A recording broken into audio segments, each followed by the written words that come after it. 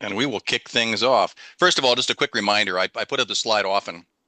Just to remind ourselves that it's great to download this Zoom Workplace for Windows so that you have a lot more flexibility with respect to your Oh, Zoom accounts in terms of you're able to join a meeting just based upon having the meeting number and the password. There's a lot of other options and so forth, and this taskbar is right down there in the bottom of your taskbar on your computer. So it's an easy, free download, a very safe app, and it really improves your Zoom productivity. The other point regarding computers is this is I think I put this up last week or last month, but New York Times has an excellent article in terms of how to clean up your computer over time. Right, these computers do accumulate a lot of junk, and it's just a lot of old files, directories that are out of date. A lot of stuff that can just slow you down. And there's also a reminder, of course, that, if you're operating with an ancient computer, and the ancient computer is like 5 to 6 years old, time to start thinking about a new one. The new software, Windows 11 and so forth, tasks a lot of your CPU, and it's time for a refresh when your computers get to be that old. So the other point I wanted to bring up too, and Aaron, you may have some other comments on this because you and I chatted over email on this, is that if you're not on the email list of the Washington State Foundation, do so. And you can sign up for it. I made a little tiny URL here, tinyurl.com/WA State Foundation to make sure that your email is on the state foundation list. And this is where periodically you'll get an email from the state foundation talking about things happening at the state level, including the upcoming advanced education conference and general news and so forth. Aaron, do you have any other comments or you want to add to that? Um, that pretty much covers it. It covers AEC, general program news about Green School and things like that as well. So, yeah, it definitely doesn't hurt. And then there are also separate email lists for Seeds for Thought and for the podcast as well. So you can get updates from those two lists as well. So I will try to put those links for those in the chat. Very good. So get on the email list and get some news. Okay, so as we kick off today, we have a number of things to talk about with respect to programs, lots and lots of calendar activities happening in April, as we're going to see. And then Tess Schiavone is going to be joining us from Seattle and from at GGN. And it heads up that that presentation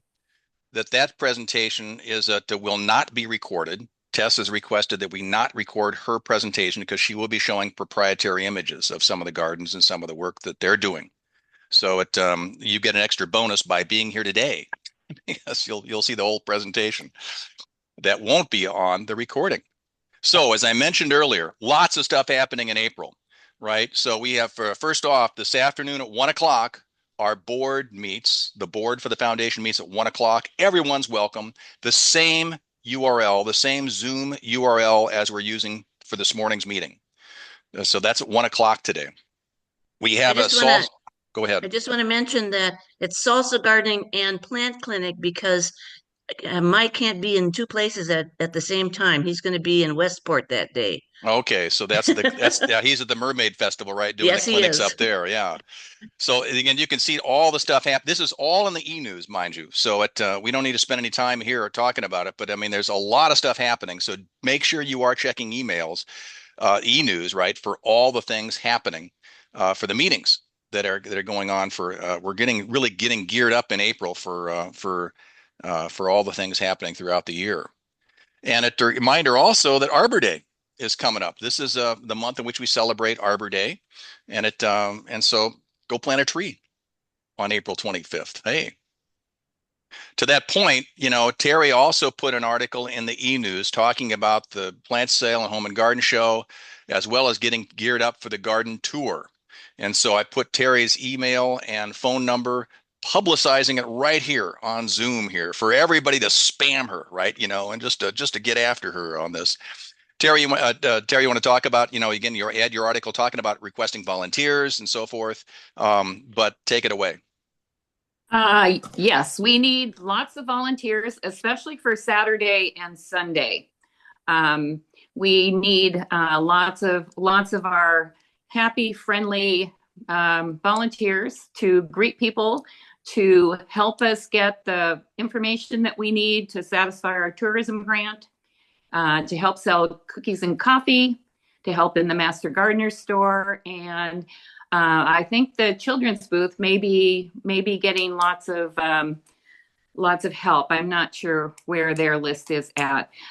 Plus, we've got a really good lineup of presentations.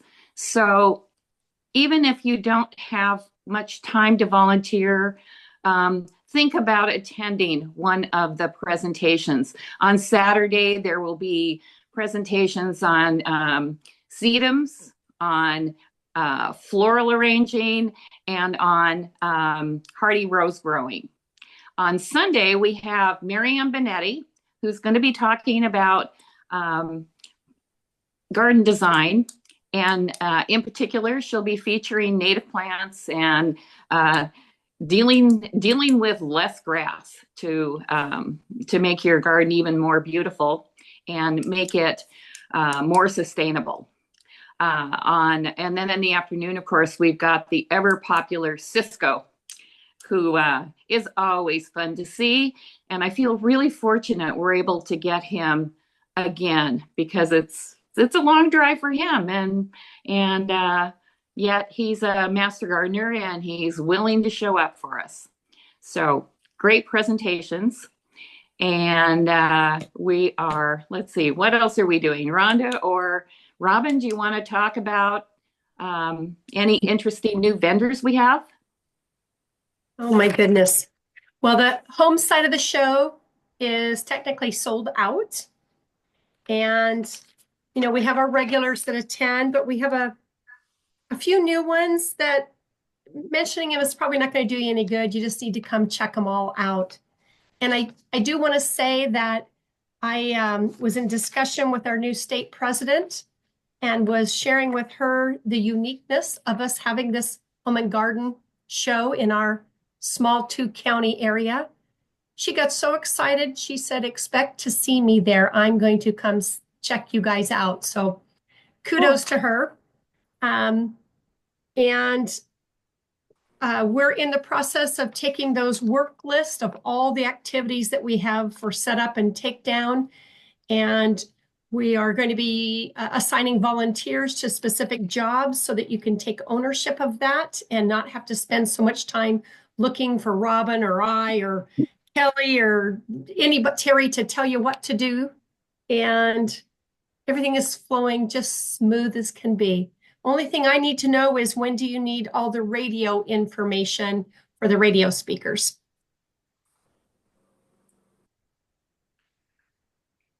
No idea when they're going on? I'm assuming Mike and Katie are doing it. You're on mute, Terry. Yeah. Terry, you're on mute. Yeah. Katie's in Spain for 3 weeks, but I know that she intends to hop on. She's got some radio interviews lined up when she gets back. Okay, so we'll start getting that stuff ready for her then. Yes. She already has some of the stuff about the show, but not specific vendor information and stuff. And we are doing radio sponsorships again with Alpha Media and with Jodisha, who are really great about having Katie on our shows. And Rick, I'm not sure if you're going to be participating in that. Of course, we always like to hear your voice. And anyway, I think it's all going to happen smoothly as usual. Cool. I have a couple of new vendors that people might be interested in. Marshall's Home and Garden, or whatever they're, Marshall's Garden and Pet, are going to be there for the first time in many, many, many years. So we all want to support them and let them know that we're glad they're there. And I have some new outdoor furniture people, as well as a bee apiary. It's called Beeline Apiary. He sells beehives and bee food and bee books and everything to do with putting your own bees together at your home. So again, lots of coming up, and of course, we make it. This,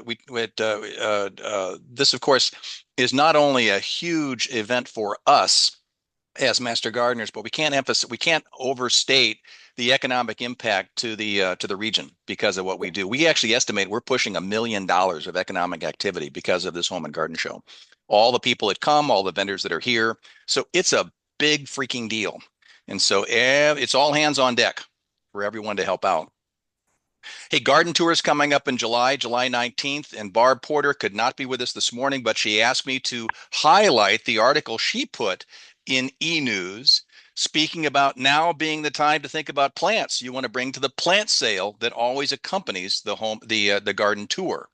The plant sale will be at her home, which, as many of you know, is right on Highway 101 in Hoquiam. It could not be a better place to have thousands of people passing by during that day. So we've done very well when we've had the sale at her place, and so this is a great opportunity for all of us who, even at this very time, are thinking about dividing plants and pulling stuff up. Terry, I made a comment that Kroger's Fred Meyer, they had hardy fuchsia starts for 99 cents. So I definitely bought a bunch of those that we could start in those. As well as a bunch of divisions already going on. So, think about 1 gallon pots, and we'll be talking more about this as we get into it. Terry, any other comments about the garden tour? Only that we have 4 sensational gardens of a variety of sizes. We've got 2 that are in the 2-acre size. One's the historic lamb garden. The other large garden is actually in a mobile home park, and it is sensational. He's got over 100 Japanese maples, incredible ponds, the most fabulous greenhouse I've ever seen. So anyway, really, really great. We've got another, the 2 other are what I call city gardens. They're a size that people on our tour like to see because they're relatable. And one garden has a beautiful vegetable area, beautiful plantings around the house, and then a secret backyard. The 4th garden that we only recently found is a 10-year-old garden. So you can see what this person managed to do with a blank slate of backyard that was just grass in 10 years. It's really inspirational. So very exciting tour. And it's all, in terms of drivable, it's all, I would say, within a 5-mile radius. So it's a very compact tour in that regard. Kind of the opposite of last year. July 19th, get that on your calendar. Now, something coming up, and Lori, I want you to speak to this as well, is that we got an email request just this past week from the Steam Donkey Brewing in Aberdeen. They're looking for someone to speak at an upcoming Science and Suds lecture. So they've got a couple dates that they're suggesting, but this could be a great opportunity for a veteran, perhaps some interns, right, to come in and talk about the program, introduce some things that might be that they might be thinking about doing, in middle of July. A great opportunity for a presentation and to talk up master gardeners. Lori, do you want to have any comments? Yeah, well, one thing is, she mentioned July 19th or 26th. We probably would want to avoid the 19th since that's the garden tour. The garden tour day. But if it's in the middle of the day, so if anybody is interested, we have this thing on our website called Speakers Bureau, and it's well represented in Pacific County with Kelly and Mike, but we might want to think in conjunction with this, if anybody has a topic they're passionate about, and develop a program and to get on the website. But meanwhile, if anyone would like to spend, I don't know how long they want, if it's 20 minutes or whatever, speaking and then have questions, then this is an opportunity. It's an afternoon in July drinking beer. What could be better? Come on. Yeah, and it sounds like it'll be a friendly audience and casual, so not too much pressure. So. Lori, do you know, are they Question. trying to relate it to brewing in some way as far as the topic, or is it just general? Yeah, well, all she says is to come in and talk about planting in our area. Okay. So I don't know if it's like, if people are moving to the area, what are good things to plant, if it's how to plant, probably anything someone feels they're able to talk about, they'd be welcome. Any interest, Rhonda? Please go ahead. A couple of quick comments in case you've never been there. I've been a frequent attendee to Steam Donkey Brewing and know the owners. It is a very small environment, very intimate. The people that go there are just locals, and they're heavily involved in our community and looking at ways to better it all the time. And if you go there, you're gonna have fun. Everything about what they do is bent on having a good time. So you might be teased a little bit or poked at, but truly a cool thing that they're asking us to participate in. And they make good beer. Anyway, it is really a great opportunity if any of the interns are interested in some hours, and to team up with a veteran and put a presentation together regarding some subjects of great interest. So lots of stuff to be thinking about, and this is a great opportunity. Okay, just a quick reminder then of that making that bridge in terms of who we are as a foundation and coming together today as a foundation to talk about the program and to talk about who we are as a nonprofit that whose whole existence then is to support the Master Gardener program here in our two counties. And of course, we as Master Gardeners then we do recognize that we've signed up to focus on research-based education for our community. So our board, of course, is led by Mike, and the folks that are out through here. Aaron, my understanding, you're going to continue on as our state rep, even though you'll be our coordinator. That's the plan. I didn't see any reason to step down as state rep. I checked with Jennifer Marquis and Tana Hasser on their feelings if there's any conflict or anything. They said it wasn't a problem. And I have to be at state meetings anyway. So there you go. Keep going. So always the overachiever. Thank you, Aaron. That's for sure. Yeah. And so this brings up a comment here, by the way, is that it's time for it. One of the things we talked about as a board during a strategic retreat that the board had last month was succession planning. And it's important for us all in all of our roles throughout our committees, throughout our officer roles here, to think about building and grooming replacements for us. We all will not be doing this forever. And so I really want to invite everyone to be thinking about where they could be stepping up to serve, in a role or on a committee or in a volunteer status. Reminder that we are a service organization. And so it behooves all of us, right, to take responsibility for helping out. So find an opportunity, in the organization to help out, something that might where you might want to learn, where you might want to grow, and where some of the folks who are currently in those positions could help out further. Karen, you have your hand up. Yes, I do. I'm happy to hear about Aaron, but I think we really need somebody to step up to be the second state rep. Erin's going to be a fabulous coordinator. I know she's so talented, but she's going to need some help, and she can be a good person to groom the next state rep. So I'm hoping that somebody will step forward and offer to be a second or a third. We're allowed 3 state reps. There you go. And Aaron, so and of course, we're using grooming in a good way here. Okay, so so this really is an opportunity to step up and find support in terms of these other roles. And let's underscore what Karen said, is that we are allowed 3 representatives at the state level. So we got plenty of opportunities for folks to join Aaron in that role.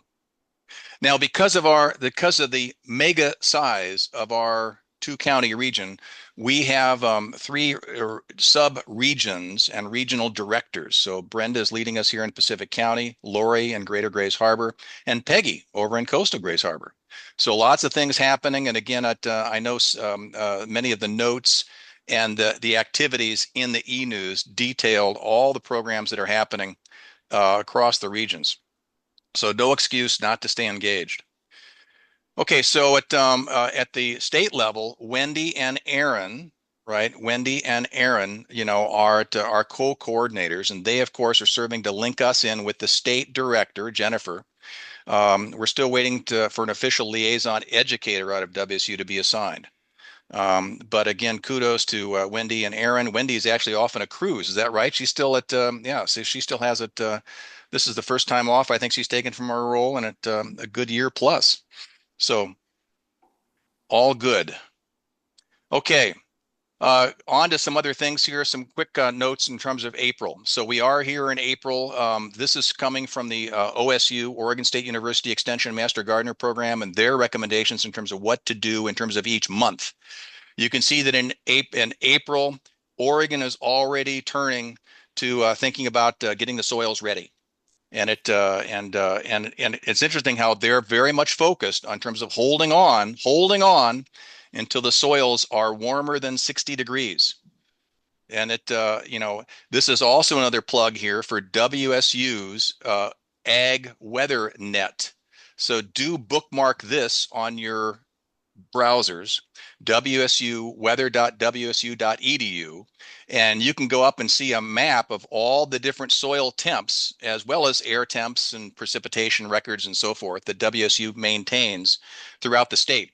And so this is the latest 8-inch soil temps that are in Long Beach and Copalis Beach and at Montesano and Grayland. We're a long way from 60. So we've got a ways to go before we're ready to start getting at the planting. I'm glad Oregon is so far ahead of us here. And this is another note in terms of thinking about planting, right? To guard against late spring frost, right? I mean, so even though we're out there and pruning and cleaning up the plants that we have going on, you'll also see under plant maps that we have the chance of frost extends well into May for many of the regions in our area. So this is a color-coded map under plantmaps.com, and you can drill down geographically in terms of your region, your local region, and see when the latest frost date might be. And you can see here at the coast, we're pretty much still in that April. There's still a risk during April. And in the interior, that extends well into May. So definitely things to be thinking about as we think about what we should be doing relative to planting and relative to the eagerness that we all have to get out and do stuff into the gardens. Okay. So a couple of other comments here is that it's already start thinking about the pest management, and a big issue that many of us may have if we've started seeds in our greenhouses to ensure that we don't end up damping those things off with too much humidity and not enough airflow. So it's very important at this stage that we prevent mildew, prevent mold, and prevent lack of if inadequate ventilation will cause a lot of seedlings to fail. So very important to think about that, even as we're trying to keep off these incessant rains that keep coming at us here. Okay. Any other comments here with respect to what you all are doing, what we all are doing now in our gardens and our prep? Any comments? Any advice? Any coaching? Any risk we should be thinking about?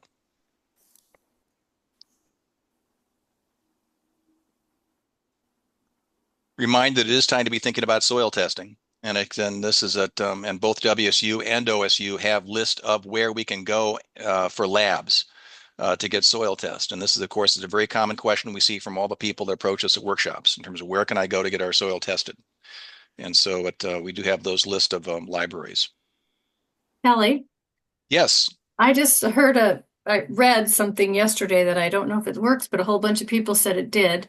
For people who have trouble with their birds eating their strawberries, which we do, they said to paint this time of year, paint little rocks about the size of strawberries, paint them bright red and put them all in your strawberry patch. And then the birds will see them and they'll come down and they'll try to eat them and they'll realize they're hard and they're not edible and they'll leave. And by the time the strawberries come, the birds have said, "Oh, those things aren't edible," and they don't come and bother them. So I'm going to try it this year because we have a lot of trouble with that. Bird training. You heard it first from Robin. You heard it first from Robin. Train those blackbirds. Train those birds. Any other thoughts? Any other tips and tricks? Erin, share with us a little bit. You have some slides here. I do. So we had a state foundation meeting in March, and our meetings are every other month. So like Karen said, if anyone's interested in being a rep, we can have up to 3 reps.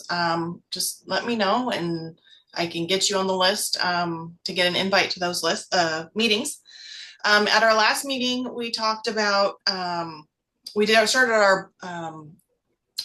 our board training, and we created a new handbook. And so we're working through the handbook a little bit each meeting. And the last meeting, Tana Hassert and Kitty Lundeen from Mason County and myself went over the history of the foundation and the mission, vision, and values of the foundation. And one of the things we talked about with this org chart that Tana created, and it kind of just it shows the WSU side and it shows the foundation side and how we relate to each other. And you can see that at the, Jennifer as the state program leader, and she works directly with the state foundation president routinely. And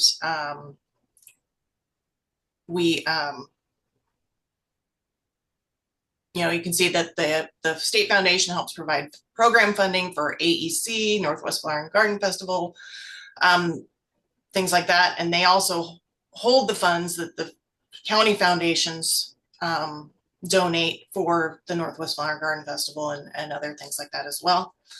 And then if you think about it at our level, at the county level, this would kind of would move down a level, and it would still be very similar. So, and university resources are things like access to meeting spaces in extension offices, and having access to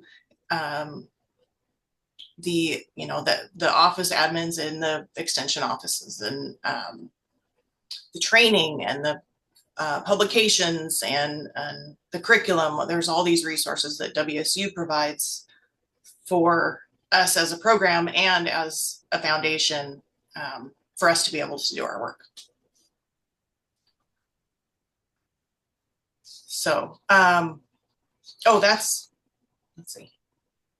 Oh, the other thing I want to talk about was the Northwest Flower and Garden Festival. Real quick, kind of a recap.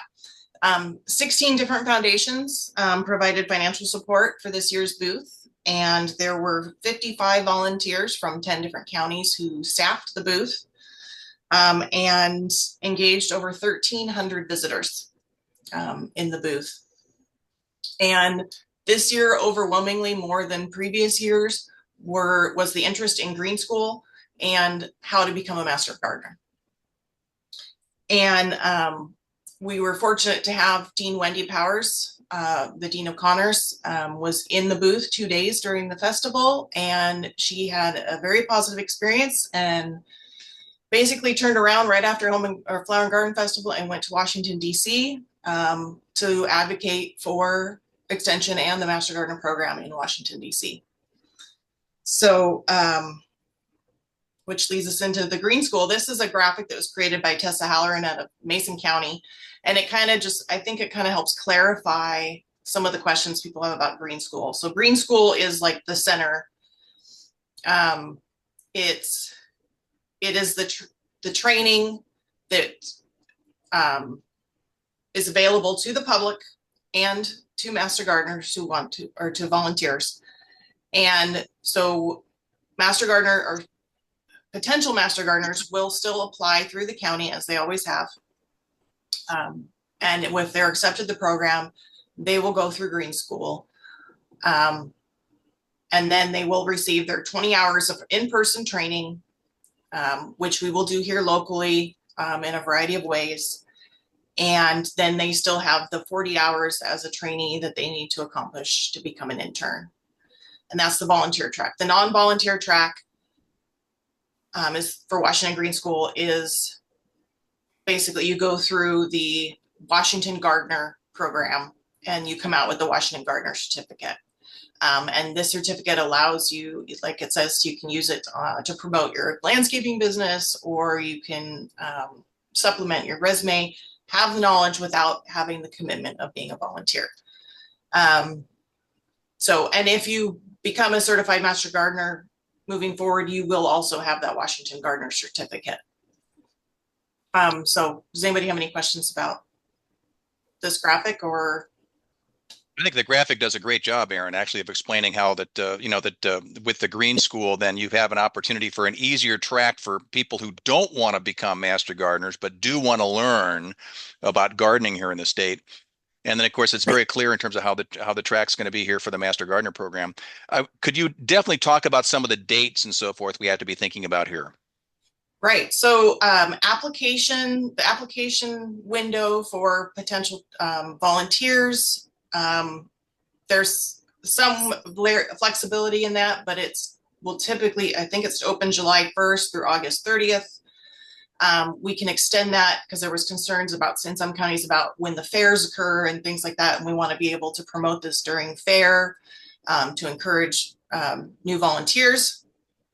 And so we can be a little flexible with that if we need to. And then registration opens, I think it's September 1st. But it was July 1st. That's when the application process for master gardeners, and then then you have to register for Green School after they're accepted, and also the Washington Gardener track also register at that same time. So potential volunteers will get a code to register as in the Master Gardener track at the same time as the Washington Gardener trainees, and so then training starts in October and will continue 3 weeks on, 1 week off, all the way through February. To your point, though, this is the time to start talking this up, because that's coming. That's going to be coming up in terms of registration and getting involved in that. Rhonda, you also have your hand up. Just a quick question, Aaron. I'm assuming that you guys will be notified, obviously, of anybody pursuing the Master Gardener track in our area. But how about the Washington Gardener certificate? Will we know? No.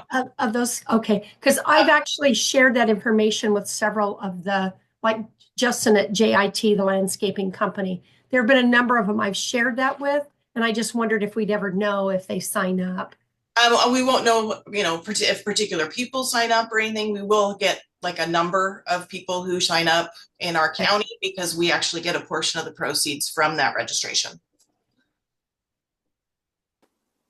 So, Sharon, yes, MGs can take it as CE. You do have to register. They're still kind of working on you'll get you have to get a separate code, and they haven't quite worked out all the logistics of how current master gardeners will be able to take it, but it will cost $125 for master gardeners to take it, and you will come out of it with the certificate if you complete the whole program. It's a great opportunity. Although there's a fee, it is a great opportunity to pick up continuing education credits. Excellent.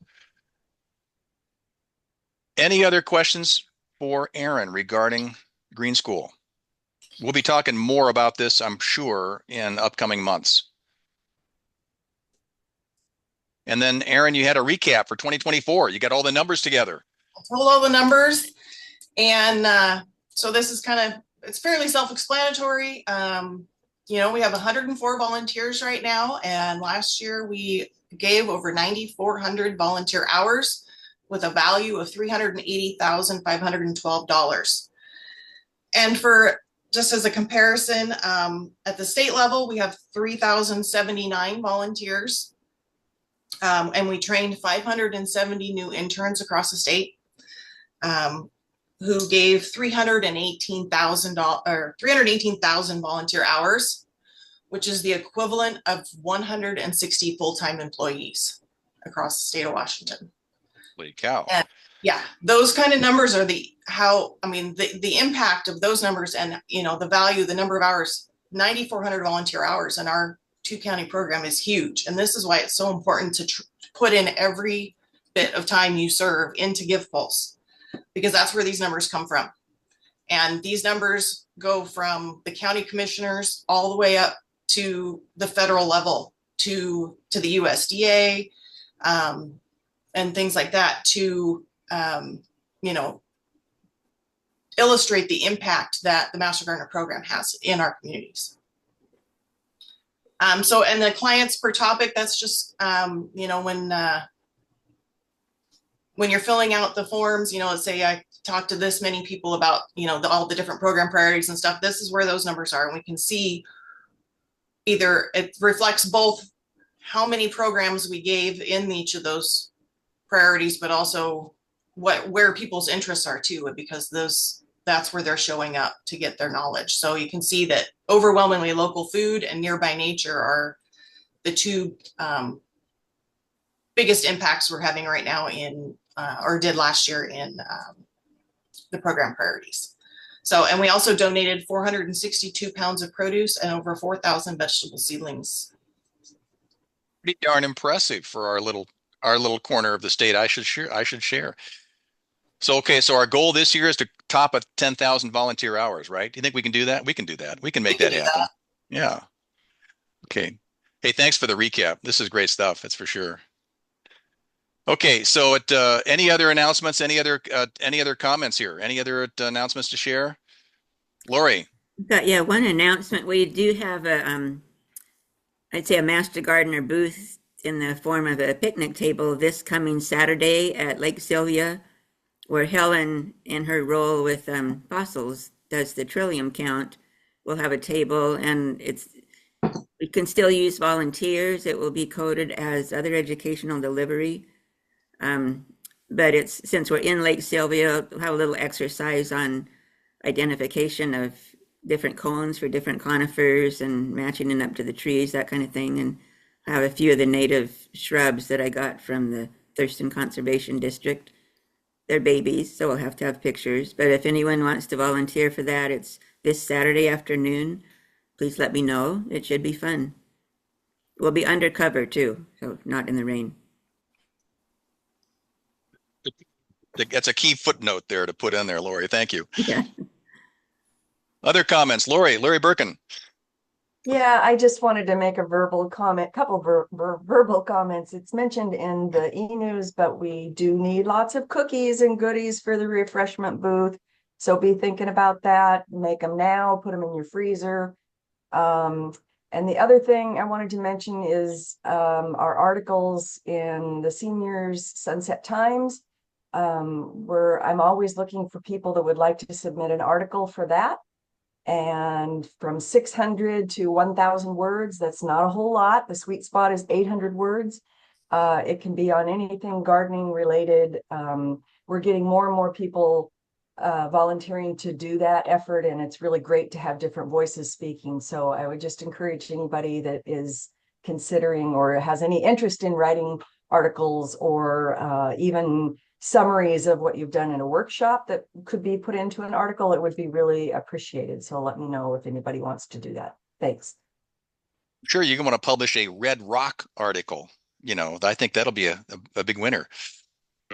A Red Rock article? Well, on Robin for her her strawberries. Oh, there we go.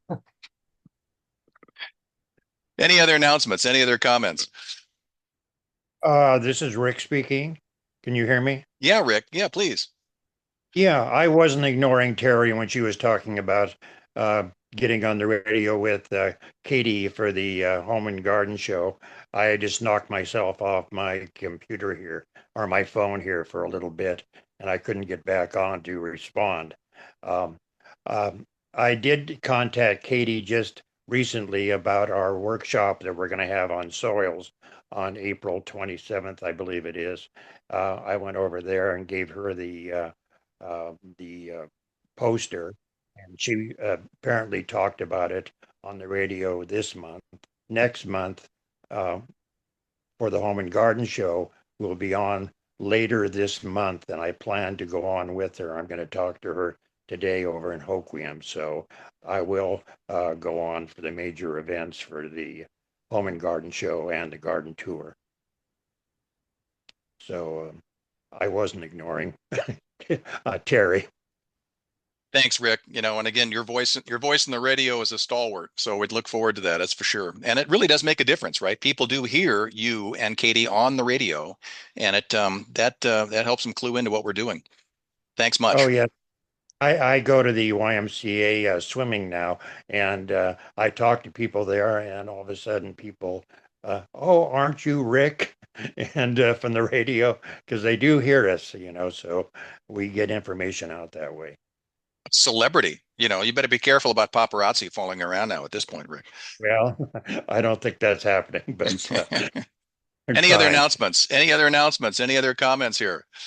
I just have one other thing really quick, Kelly. I forgot to talk about the Master Gardener Endowment. If you should have received a letter via GivePulse from Jennifer Marquis with an update on the endowment. It basically said that we were able to make some changes to our gift use agreement that because we weren't meeting our fundraising benchmarks, and we were able to get that agreement changed. The $1.5 million cap has been removed, as was the 5-year limit, which means that the endowment is currently fully funded, and we can start using the proceeds from that. So they've removed the term chair from the endowment. It is now the WSU Extension Master Gardener Endowment. And this means that we can continue to contribute to this endowment for an indefinite period of time. And as we still continue to grow it, we can continue to use it to support the program. So the idea is to use it for things like, buying time from professors to write and update fact sheets, to keep the curriculum for Green School up to date, and keep it fresh. So there's a lot of ideas in the works on how we can use this endowment now, since we're not able to use it for a specific position to support the Master Gardener program.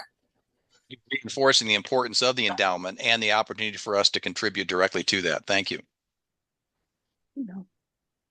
Okay. Hey, Kelly. Yeah. Got two things. One, obviously everybody is invited up to the Trillium count.